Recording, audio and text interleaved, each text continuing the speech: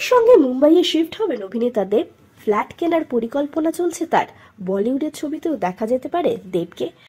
আপনাদের সবাইকে স্বাগত সিনে গসিপে। বন্ধুরা, অভিনেতা দেব আর রুক্মিণীর সম্পর্ক নিয়ে চর্চার অন্ত নেই। কিছুদিন আগে শোনা যাচ্ছিল দুজনের সম্পর্কে এসেছে দূরত্ব, তবে সে সমস্ত গুঞ্জনকে বুড়ো আঙুল দেখিয়েছেন অভিনেতা। দেখা গিয়েছে রুক্মিণীর জন্মদিনে হই হই করে সেলিব্রেট করতে। এবার একটি জনপ্রিয় সংবাদ মাধ্যমে অভিনেতা জানালেন তার প্ল্যান। রুক্মিণী আর তার সম্পর্ক নিয়ে মুখ খুললেন। তিনি জানালেন, গত 12 বছর ধরে একটা সম্পর্কে রয়েছি, কোনোদিনই সেটা নিয়ে কারোর সঙ্গে আলোচনা করিনি। তাহলে আজ কেন উত্তর দিতে যাব? গোটা ইন্ডাস্ট্রি আমাদের সম্পর্ক নিয়ে যা খুশি বলতে পারে, তবে তার জন্য আমি কৈফিয়ত দেব না। শুধু তাই নয়, অভিনেতা আরও একটি কথা বললেন। জানালেন রুক্মিণী মৈত্রের সঙ্গে তিনি মুম্বাইয়ে শিফট করার চেষ্টা করছেন। প্ল্যান করছি মুম্বাইতে একটা ফ্ল্যাট কেনার, কারণ ওখান থেকে অনেক অফার আসছে।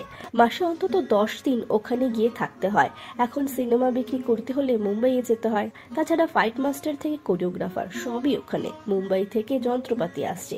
মিউজিক রাইট বিক্রি করতে হলেও আমার ওখানে যেতে হয়। সব মিলিয়ে মাসে অন্তত 10 দিন আমাকে মুম্বাইতে থাকতে হয়। আমাদের বেশিরভাগ কাজই তো এখন মুম্বাইতে হচ্ছে। তাছাড়া কালার কারেকশনের কাজও ওখানেই করানোর ইচ্ছে রয়েছে। আমাদের প্রজাপতি 2 ছবির মিউজিক মিক্সিং এর কাজও জিৎ গাঙ্গুলি মুম্বাইতেই করছেন। তবে সেসব করতে হলে মুম্বাইয়ে হোটেলে থাকতে হয়, সেটাও খরচ সাপেক্ষ ব্যাপার। সেসবের জন্যই মুম্বাইতে ফ্ল্যাট কেনার চেষ্টা করছি। সম্প্রতি একটি ম্যাগাজিনে রুক্মিণীর কেরিয়ার নিয়েও মুখ খুলতে শোনা গিয়েছে অভিনেতাকে।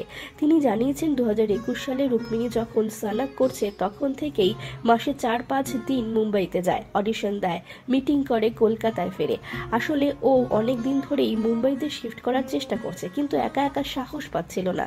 তাছাড়া আমারও মনে হয় রুক্মিণী জাতীয় স্তরের অভিনেত্রী, তাই ওর বন্ধু বা শুভরুধাই হিসেবে আমি যদি ওকে না ঠেলি তাহলে অন্যায় হবে।